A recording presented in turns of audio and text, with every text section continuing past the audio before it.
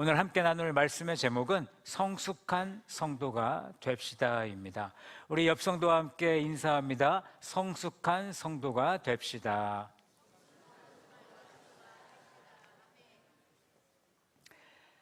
우리는 신앙생활을 하면서 이런 질문을 스스로에게 하게 됩니다. 종종 하게 되죠. 나는 믿음이 자라고 있는가? 나는 성숙한 성도로 살고 있는가? 우리는 신앙의 성숙을 겉모습으로 판단할 때가 많이 있습니다. 그런데 성숙은 겉모습으로는 판단하기가 어렵습니다. 우리가 예수님을 믿고 교회에 나오고 직분을 맡았다라고 해서 또 우리가 예배를 드리고 봉사한다고 해서 자연스럽게 우리가 성숙해지는 것은 아닙니다. 모든 성도들의 신앙에는 반드시 성장과 성숙이 필요한데 그것을 우리가 가볍게 여길 때가 있다라는 것이죠. 근데 간절히 바라기는 서머나의 모든 성도들이 그저 나의 성숙을 가볍게 여기는 것이 아니라 나의 성숙을 중요하게 여기면서 성숙한 성도들이 되시기를 간절히 축복합니다. 그렇다면 성숙한 성도는 누구일까? 저는 오늘 말씀을 통해 성숙한 성도는 어떤 성도인지 오늘 세 가지 말씀을 함께 나누도록 하겠습니다. 오늘 말씀은 우리가 계속해서 큐티를 하고 있는 큐티 본문 중에 하나입니다. 그래서 이 세 가지를 나누면서 우리가 성숙한 성도로 바로 서는 우리 서머나 성도들이 되기를 바랍니다. 첫 번째, 성숙한 성도는 하나님을 바라봅니다. 바울은 고린도 성도들을 향해서 아주 아픈 말을 합니다. 1절을 한번 보십시오. 형제들아, 내가 신령한 자들을 대함같이 너희에게 말할 수가 없어서 육신에 속한 자 곧 그리스도 안에서 어린아이들을 대함같이 하노라라고 말씀합니다. 여러분, 바울은 지금 고린도 교회를 형제들이라고 부르고 있죠. 그러니까 예수님을 믿는 성도들, 교회 안에서 신앙생활하는 사람들에게 지금 말씀을 전하고 있는 겁니다. 그런데 바울이 말합니다. 내가 여러분을 신령한 사람처럼 대할 수 없다라고 말하고 있습니다. 왜 그렇습니까? 그들이 아직 육신에 속해 있고 그리스도 안에서 어린아이와 같았기 때문에 바울은 신령한 사람처럼 여러분을 대할 수 없다라고 말한 것입니다. 여기서 우리는 기억해야 되는데 구원받은 성도라 해도 영적으로 자라지 않으면 어린아이의 상태에 머무를 수밖에 없다라는 것입니다. 여러분, 처음 신앙생활 할 때를 기억해 보세요. 아무것도 몰랐던 그 시절, 정말 어린아이와 같은 옆에서 누군가가 도와주지 않으면 안 되는 그런 믿음 생활을 우리가 하지 않았습니까? 기초를 배우고 말씀을 하나씩 배워갔던 우리의 지난 날의 신앙생활들. 하지만 시간이 지났는데도 계속해서 똑같은 신앙생활을 하고 있다라면, 계속해서 젖만 먹고 있다라면 우리는 성장을 이루지 못한 것이죠. 문제가 있다라는 것입니다. 2절에서 바울은 이렇게 말합니다. 내가 너희를 젖으로 먹이고 밥으로 아니했다라고 말하는데 바울은 고린도 성도들에게 젖은 먹였지만 밥은 먹이지 못했다라는 것이죠. 그들이 단단한 말씀을 감당할 만큼 자라지 못했기 때문이었습니다. 그런데 더 아픈 말이 2절에 나오는데 지금도 못한다라고 말씀합니다. 지금도 여전히 어린아이와 같은 신앙을 가지고 있다라는 것이죠. 시간이 지났지만 여전히 하나님의 말씀을 감당하지 못하는 모습들. 다시 한번 말씀드리지만 시간이 지난다라고 해서 여러분 자연스럽게 나의 믿음이 자라는 것은 아니라는 것입니다. 서론에서 말씀드린 것처럼 교회에 오래 다니고 직분을 받았어도 봉사를 아무리 많이 했어도 자연스럽게 성숙해지지는 않는다는 것입니다. 여러분, 성숙은 말씀 앞에서 자라게 되는 것이죠. 꿀보다 더 단 영의 말씀을, 영의 양식을 우리는 먹어야 됩니다. 영의 양식을 통해 내 마음이 하나님 앞에서 다듬어져야 되는데 영의 양식을 먹지 않으니 우리는 성숙하지 못하는 거죠. 히브리서 5장 14절 말씀 우리 함께 읽어봅니다. 시작. 단단한 음식은 장성한 자의 것이니 그들은 지각을 사용함으로 연단을 받아 선악을 분별하는 자들이니라. 아멘. 여러분, 장성한 믿음은 말씀을 듣는 데서 멈추지 않습니다. 말씀으로 자신을 살피고요, 말씀으로 선악을 분별하고요, 말씀으로 반응하는 자들이 단단한 음식을 먹는 장성한 자라는 거예요. 내가 듣고 싶은 말씀만 듣는 것은 어린아이와 같은 신앙이고요, 나를 향한 쓴소리, 죄를 죄로 여기는 말씀에 마음의 부담감을 가지면서 소화할 수 있는, 그 말씀대로 살아갈 수 있는 성도가 바로 성장하고 성숙해진다라는 것입니다. 그렇다면 고린도 성도들의 미성숙은 무엇으로 드러났을까? 오늘 고린도전서 3장 3절을 보시면 이런 말씀을 합니다. 우리 함께 읽어봅니다. 시작. 너희는 아직도 육신에 속한 자로다. 너희 가운데 시기와 분쟁이 있으니 어찌 육신에 속하여 사람을 따라 행함이 아니리요. 아멘. 바울이 본 미성숙의 증거가 나오죠. 시기와 분쟁이었습니다. 시기는 다른 사람이 잘 되는 것을 기뻐하지 못하는 마음이죠. 누군가가 인정받을 때 나는 인정받지 못하니까 마음이 불편한 거예요. 감사보다 비교가 먼저 올라오는 것이죠. 그런 것이 시기입니다. 분쟁은 무엇입니까? 마음이 관계 속에서 흘러나오는 것인데, 속에 있던 비교가 말로 나오고 서운함이 막 태도로 나오면서 그런 작은 시기들이 점점 커지면서 공동체를 흔들게 되는 것이 바로 분쟁이라는 것입니다. 근데 바울은 이것을 사람을 따라 행했다라고 말하고 있습니다. 사람을 따라 행했다라는 것은 시선이 하나님께 있지 않고 사람에게 붙잡혀 있다라는 것이죠. 사람의 인정에 흔들리고 사람의 평가에 예민해지고 사람의 위치와 역할을 비교하는 것입니다. 결국 하나님보다 누구를 더 크게 보는 것입니까? 내 옆에 있는 성도들을 더 크게 보는 것이죠. 여러분, 4절을 보면요, 고린도 성도들은 이렇게 말했어요. 나는 바울에게라, 나는 아볼로에게라. 무슨 얘기입니까? 나는 바울에게 속했다, 나는 아볼로에게 속했다. 그들은 하나님을 믿었지만 실제 삶에서는 사람을 중심으로 신앙생활을 했다는 거죠. 바울은 이것을 영적 미성숙이라고 말하는 것입니다. 여러분, 성숙한 성도는 사람을 바라보지 않고 하나님을 바라보는 줄로 믿습니다. 여러분, 사람을 무시하라는 말이 아니죠. 함께 섬기는 지체를, 내 옆에 있는 지체를 더욱 귀하게 여기라는 것입니다. 그러나 사람이 중심이 되면 비교가 생기고 서운함이 커지고 시기와 분쟁이 자라게 된다는 것을 말해주는 거예요. 반대로 하나님을 바라보면 우리의 마음이 달라지겠죠. 다른 사람의 은사를 보며 감사할 수 있고 다른 사람의 섬김을 함께 기뻐할 수 있는 그런 마음으로 공동체를 세워나가지 않겠습니까? 사랑하는 성도 여러분, 지금 여러분의 마음은, 여러분의 눈은 어디를 바라보고 있습니까? 사람의 인정입니까? 하나님입니까? 여러분, 나를 부르신 분도 하나님이시고 나를 구원해 주신 분도 하나님이시고, 그렇기 때문에 우리의 시선은 언제나 하나님께 있어야 되는 줄로 믿습니다. 예배할 때도, 봉사할 때도, 또 성도들과의 관계 속에서도, 마음이 흔들릴 때도 하나님만 온전히 바라보는 서머나 성도들이 되시기를 바랍니다. 오늘 주님께서 우리를 사람을 따라 흔들리지 않고 하나님을 바라보는 성숙한 성도로 세워주실 줄로 믿습니다. 성숙한 성도는 사람보다 하나님을 바라봅니다. 두 번째, 성숙한 성도는요, 함께 동역합니다.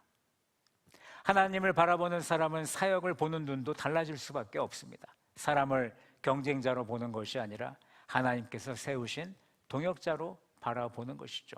오늘 5절에서 바울은 말합니다. 아볼로는 무엇이냐? 바울은 무엇이냐? 고린도 성도들은 사람의 이름을 붙잡고 있었어요. 어떤 사람은 바울을 따랐고 어떤 사람은 아볼로를 따랐다는 것입니다. 그런데 바울은 자신과 아볼로를 높이지 않았습니다. 오히려 자신들을 오늘 5절 말씀해 보시면 사역자들이라고 말하고 있습니다. 여러분, 사역자는 주인이 아니죠. 주님께서 맡기신 일을 감당하는 사람들입니다. 하나님께서 주신 자리에서 섬기는 사람이 사역자라는 것입니다. 오늘 5절에 또 중요한 표현이 있는데, 주께서 각각 주신 대로, 여러분, 사역은 내가 만든 자리가 아니죠. 하나님께서 주신 자리인 줄로 믿습니다. 그러므로 성숙한 성도는 자기 자리를 자랑하지 않고 다른 사람의 자리를 시기하지 않는 것입니다. 여러분, 베드로전서 4장 10절을 함께 보십시오. 우리 함께 이 말씀 읽어봅니다. 시작. 각각 은사를 받은 대로 하나님의 여러 가지 은혜를 맡은 선한 청재기 같이 서로 봉사하라. 아멘. 하나님은 각 사람에게 무엇을 주셨습니까? 은사를 주셨다라는 거예요. 그 은사를 통해서 우리는 서로 봉사하라고 우리를 이 자리로 불러주신 것이죠. 서로 섬기라는 것입니다. 성숙한 성도는 은사를 섬김의 도구로 사용할 줄 아는 성도입니다. 여러분, 바울과 아볼로도 각각 다른 은사를 가진 사역자였습니다. 바울은 심었습니다. 바울은 고린도 교회를 개척했죠. 아볼로는 그 개척한 교회에 말씀을 전함으로 그들에게 영적인 양식을 주었습니다. 역할은 달랐지만 목적은 같았죠. 고린도 성도들이 믿음 안에서 자라게 하는 것.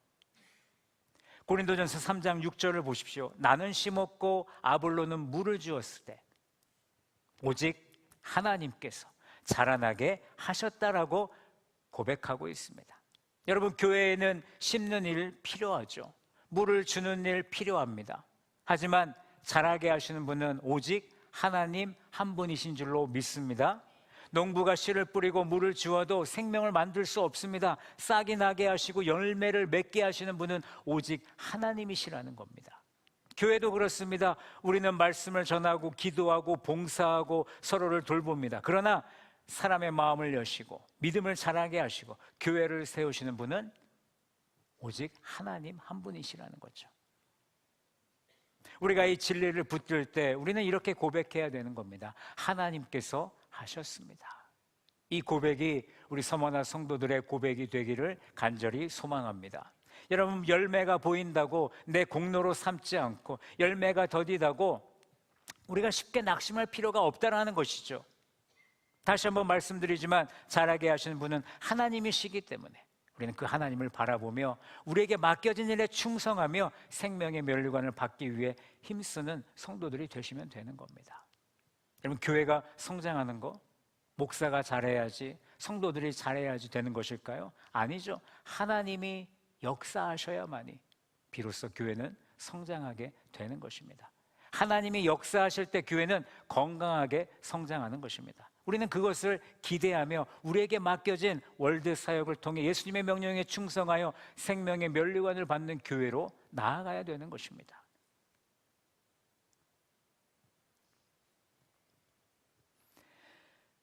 8절에 보시면 심는 이와 물 주는 이는 한 가지라고 말하고 있습니다. 역할은 다르지만 방향은 같다라는 뜻이죠.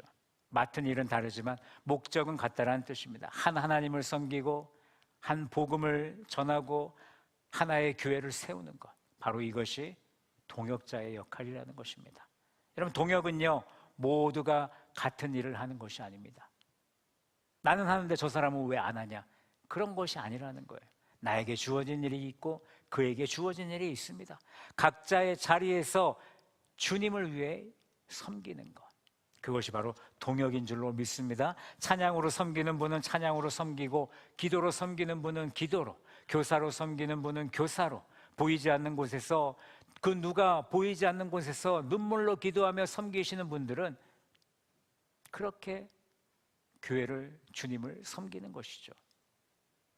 그렇기 때문에 성숙한 성도는요 경쟁하지 않고 하나님께서 맡기신 자리에서 동역으로 충성하게 되는 것입니다.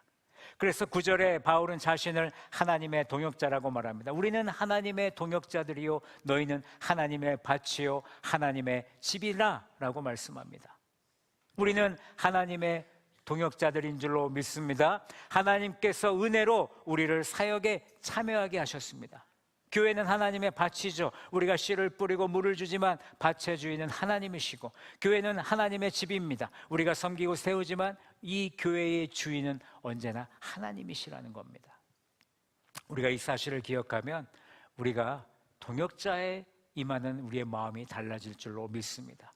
내 사역이 아니라 하나님께서 맡기신 사역으로 보게 될 것이고, 내 공동체가 아니라 하나님의 공동체로 보게 될 것이고, 내 열매가 아니라 하나님께서 주시는 그 열매를 우리는 고백하게 되는 것입니다. 사랑하는 서머나 성도 여러분, 성숙한 성도는요, 나 혼자 사역하지 않습니다. 함께 동역합니다. 우리는 서로를 세워가는 사람들입니다. 하나님께서 맡기신 자리에서 함께 충성하는 성도들입니다. 나는 내 자리를 하나님께서 맡기신 자리로 정말 보고 있는지, 다른 사람의 섬김을 진심으로 기뻐하고 있는지, 열매가 보일 때마다 하나님께 영광을 올려드리고 있는지 여러분 스스로에게 질문을 해보시기 바랍니다.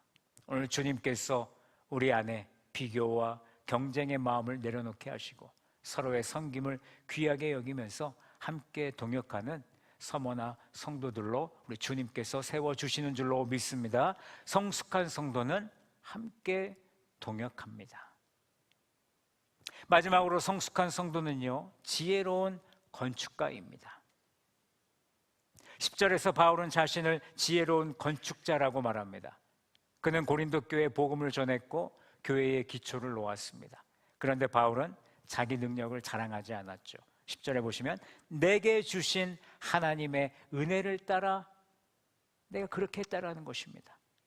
성숙한 성도는 이것을 아는 거죠. 내가 예배할 수 있는 것도 은혜요, 내가 기도할 수 있는 것도 은혜요, 내가 교회를 섬길 수 있는 것도 은혜라는 것입니다. 여러분, 은혜를 아는 사람은요, 자기의 이름을 내세우지 않습니다. 하나님께서 맡기신 자리를 조심스럽게 감당합니다.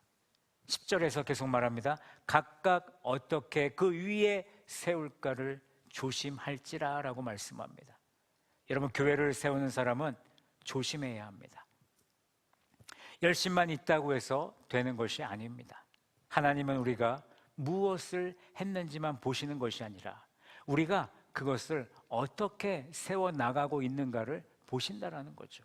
어떤 마음으로 섬겼는지, 내가 어떤 기준으로, 내가 누구에게 영광을 돌리고 있는지를 우리 주님은 다 보신다라는 거예요. 그래서 성숙한 성도는 이 질문 앞에 끊임없이 자신을 살필 줄 알아야 되는 것입니다. 근데 바울은 놀라운 고백을 합니다. 우리 13절 같이 한번 읽어보실까요? 시작. 이 닦아둔 것 외에 능히 다른 터를 닦아둘 자가 없으니 이 터는 곧 예수 그리스도라. 아멘. 여러분, 교회 터는 예수 그리스도, 다른 터는 없다라는 것이죠. 교회는 사람의 능력 위에 세워지는 것이 아니라, 교회는 어떤 프로그램으로 세워지는 것이 아니라, 교회는 예수 그리스도의 복음 위에 세워진다라는 것을 선포하고 있는 것입니다. 성숙한 성도는 바로 예수 그리스도 터 위에 교회를 세운다는 것이죠. 여러분, 12절부터 바울은 그 터 위에 무엇으로 세우는지가 중요하다라고 우리에게 말해주고 있습니다. 그 말씀에 보시면 각 사람이 금, 은, 보석, 그리고 나무, 풀, 짚으로 그 터 위에 세운다라고 말씀하고 있습니다. 금, 은, 보석, 그리고 나무, 풀, 짚은 다 건축 재료로 사용할 수 있습니다. 여러분들에게 묻습니다. 나는 지금 어떤 재료로 이 교회를 세우고 있는가? 여러분 스스로에게 물어보세요. 나는 지금 어떤 재료로 이 교회를 세우고 있는가? 우리는 무엇으로 교회를 세우고 있는지가 중요하죠. 우리는 말씀으로 세워야 되고, 기도로 세워야 되고, 사랑으로 세워야 하고, 진실함으로 세워야 되고, 하나님께 영광을 돌리며 우리는 이 교회를 세워 나가야 되는 것입니다. 반대로 자기 의로 세울 수도 있습니다. 인정받고 싶은 마음으로 세울 수도 있고요, 사람의 칭찬을 얻으려고 세울 수도 있고, 겉으로는 비슷해 보일지 모르지만, 이것이 비슷해 보일 수 있지만 그것들은 나무와 풀과 짚이 되어 오래 남지 못하게 될 것입니다.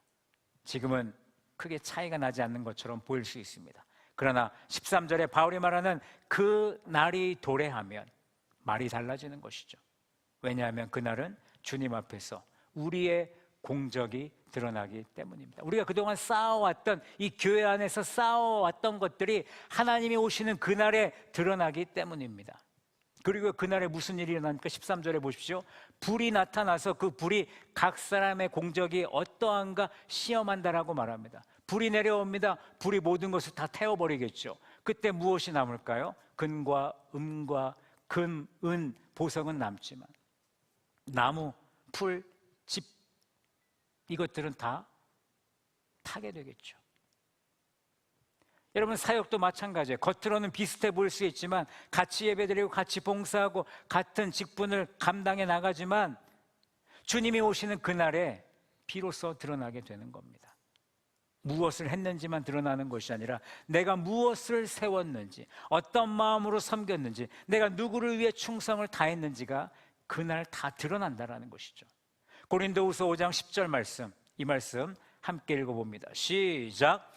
이는 우리가 다 반드시 그리스도의 심판대 앞에 나타나게 되어 각각 선악간에 그 몸으로 행한 것을 따라 받으려 함이라. 아멘. 여러분, 구원받은 성도들은 반드시 누구 앞에 서게 됩니까? 그리스도의 심판대 앞에 서게 된다라는 것입니다. 그 안에서 우리는 평가를 받는다는 거예요. 바울이 말했던 것처럼 나는 무엇을 가지고 무엇을 세웠느냐. 사람의 눈에 크게 보였던 일도 주님 앞에서 시험을 받게 될 것이고, 사람이 알아주지 못했던, 정말 그 누구에게도 말하지 못했던 작은 일에도 시험을 받게 된다는 것입니다. 그러므로 성숙한 성도는 오늘의 반응이 중요한 게 아닙니다. 주님 앞에 서는 날을 더 중요하게 여길 수 있는 성도들이 되시기를 바랍니다. 사람들이 나를 알아주느냐보다 더 중요한 것이 무엇이냐? 주님께서 이 일을 기뻐하시는가? 주님 앞에 내가 온전히 남아있을 수 있을까를 생각해 보시라는 거예요. 여러분, 그리스도의 심판대 앞에서 두 가지 결과가 나오는데 14절과 15절을 보세요. 그 위에 세운 공적이 그대로 있으면 무엇을 받습니까? 상을 받는데, 그러나 공적이 불타버리면 해를 받는다라고 말씀합니다. 그렇기 때문에 우리는 무엇으로 세우느냐가 중요하겠죠. 여러분, 예수 그리스도 터 위에 충성스럽게 세운 것만 남을 줄로 믿습니다. 눈물의 기도와 말씀에 순종한 작은 결단도 주님 앞에 남을 줄로 믿습니다. 하나님은 헛되이 보지 않으십니다. 하나님은요, 하나하나를 다 보고 계시고 우리의 충성을 반드시 기억하시는 분이십니다. 여러분, 이 말씀을 여러분들을 두렵게 하려고 주신 말씀이 아니죠. 이 말씀을 통해서 다시 한번 우리의 섬김을, 다시 한번 우리가 교회 안에서 내가 어떻게 교회를 세워가고 있는가를 생각해 보라는 말씀입니다. 이 말씀을 받아들이면 장성한 성도가 되고 성숙한 성도가 되는데, 이 말씀을 받아들이지 못하는 경우 우리는 여전히 어린아이로 남게 된다는 것입니다. 여러분, 아직 기회가 있습니다. 오늘 우리의 기초를 다시 확인하시고 우리의 동기를 다시 한번 점검하시고 우리의 섬김을 다시 주님께로 드릴 수 있는 성도들이 되시기를 바랍니다. 사랑하는 성도 여러분, 성숙한 성도는요, 금과 은과 보석으로 교회를 세워가는 사람입니다. 지혜로운 건축가예요. 지혜롭지 못한 사람은 여전히 나무와 풀과 지프로 건축하고 있겠죠. 여러분, 사람의 인정에 매이지 마십시오. 하나님의 평가만을 생각하시기 바랍니다. 예수 그리스도의 터 위에 그날에 남을 믿음으로 교회를 더욱더 굳건히 세워나가시는 우리 서머나 성도들이 되시기를 바랍니다. 우리의 예배와 기도와 섬김이 주님 앞에 남는, 그날에 불이 떨어져도 남는 우리의 공적이 되기를 간절히 바랍니다. 성숙한 성도는 지혜로운 건축가입니다. 오늘 말씀을 맺겠습니다. 사랑하는 성도 여러분, 성숙한 성도가 됩시다. 성숙한 성도는 신앙의 겉모습만 갖추는 것이 아니라, 오늘 말씀은 성숙한 성도의 모습을 세 가지로 말해줬잖아요. 첫 번째, 성숙한 성도는 무엇을 바라봅니까? 하나님을 바라보고. 두 번째, 성숙한 성도는 함께 동역하고. 마지막으로 성숙한 성도는 지혜로운 건축가라는 것입니다. 여러분, 어린아이의 신앙에 머물러 있지 마십시오. 사람을 따라 흔들리지도 마시고 비교와 경쟁을 내려놓고 하나님께서 맡기신 자리에서 충성을 다하는 성도들이 되시기 바랍니다. 그래서 성숙한 성도가 되시기 바랍니다. 하나님을 바라보시고 함께 동역하시고 하나님께서 맡기신 자리에서 지혜롭게 교회를 세워나가는 성도들이 되시기 바랍니다. 주님께서 우리를 성숙한 성도로 세워주실 줄로 믿습니다. 하나님 앞에 귀하게 쓰임받는 성숙한 성도가 되는 우리 모두가 되기를 간절히 축원합니다.